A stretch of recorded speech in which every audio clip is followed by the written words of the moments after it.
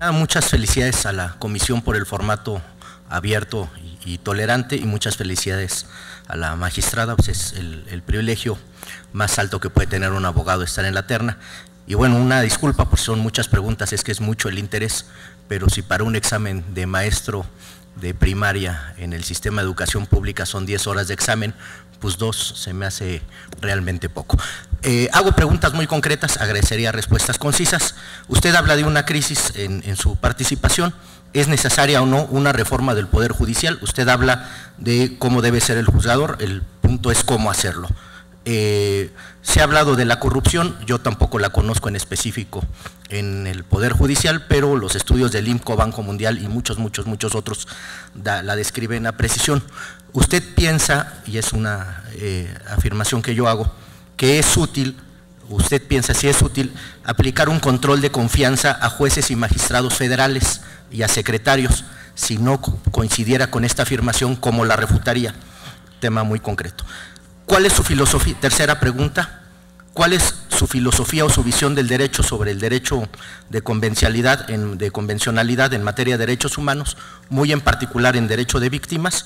Y por último, también muy concreta, es ¿a qué ministro, exministro de la Corte usted admira y además alguna sentencia que se le haga memorable y por qué? Son preguntas muy específicas. Gracias, senador. Tiene el uso de la voz la compareciente para dar respuesta.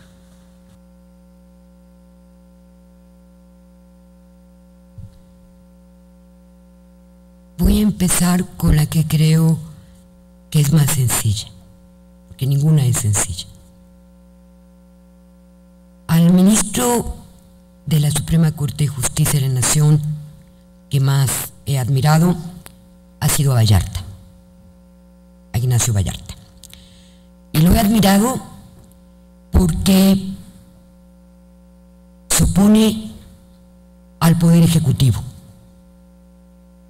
en el caso de nombramiento de magistrados y de jueces.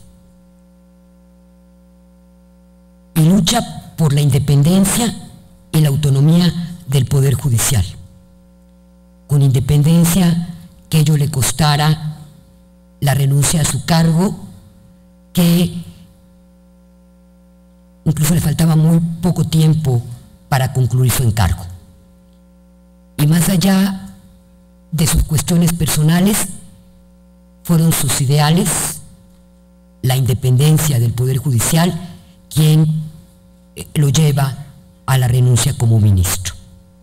Esa sería mi respuesta en cuanto a los ministros.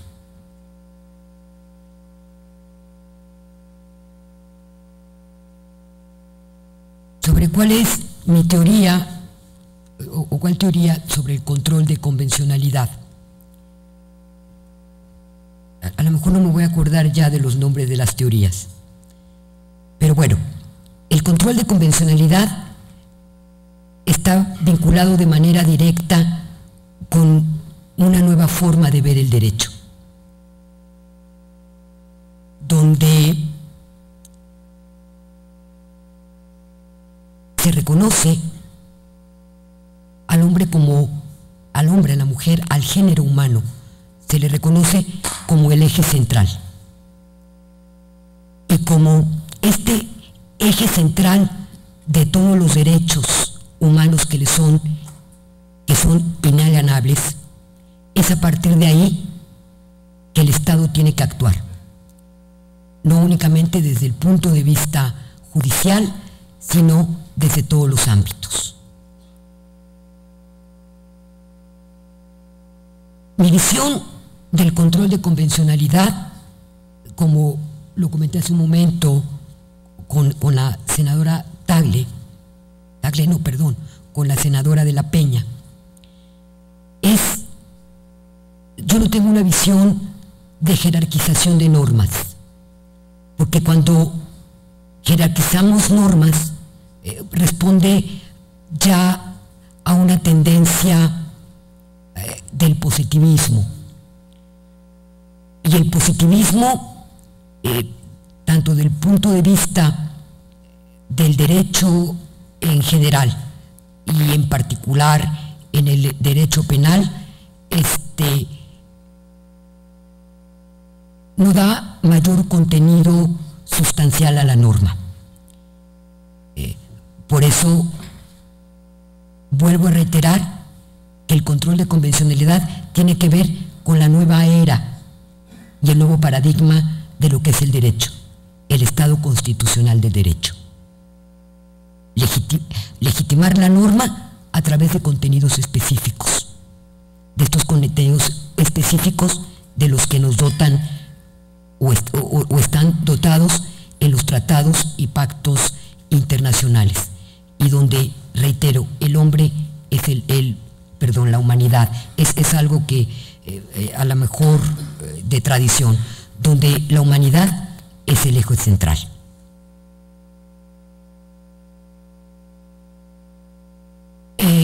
Cuando hablaba de crisis, en el ensayo, cuando hablo de crisis, afirmé que no lo veo como un desvalor, ni como sinónimo de ingobernabilidad. Lo hablo como un concepto de orden filosófico, porque significa la ruptura de pautas anteriores o de modelos anteriores. Y señalo en el ensayo que esta crisis las producen las reformas. Finalmente no sabemos, porque no sabemos, no tenemos una bolita mágica, no sabemos qué cosa va a ocurrir con el sistema de justicia en México y qué cosa directamente va a afirmar la sociedad en global.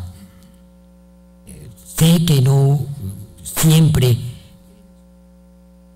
las opiniones de la sociedad generalizada son las más adecuadas, pero quisiera poner como ejemplo, en el caso concreto, a Chile. Cuando Chile reforma su sistema procesal penal, y en Latinoamérica es el primer país que cambia el sistema, cambia su sistema por el sistema procesal acusatorio, la sociedad se empieza a inconformar, porque empiezan a decir del sistema que el sistema constituía la puerta giratoria, que tan luego entraba el imputado por la puerta de ingreso al tribunal, por la otra puerta salía. ¿Y por qué tomo como ejemplo esta manifestación de la sociedad de Chile?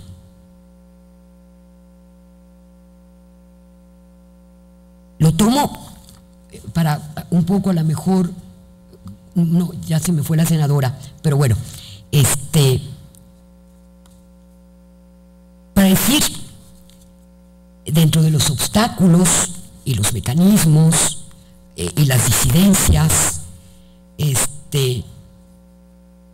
aunque sean 200 días los que faltan para que entre en vigor la reforma, creo que tanto los poderes judiciales como el poder legislativo, federal o local, como el ejecutivo federal y como los ejecutivos de las diferentes entidades, igual que del Distrito Federal, tienen que dar publicidad de lo que es este nuevo sistema, para evitar que ulteriormente sobrevenga este tipo de comentarios como el que se dio en su momento en Chile. No hablar de esa puerta giratoria, sino de alguna forma publicitar qué son los derechos humanos, qué significa este nuevo sistema de justicia. No porque vayamos a recular y vayamos otra vez a derrumbar lo que apenas está iniciando, sino para que exista conciencia de parte de la ciudadanía qué significa este sistema acusatorio. Y cómo hacerlo a través de mecanismos de comunicación.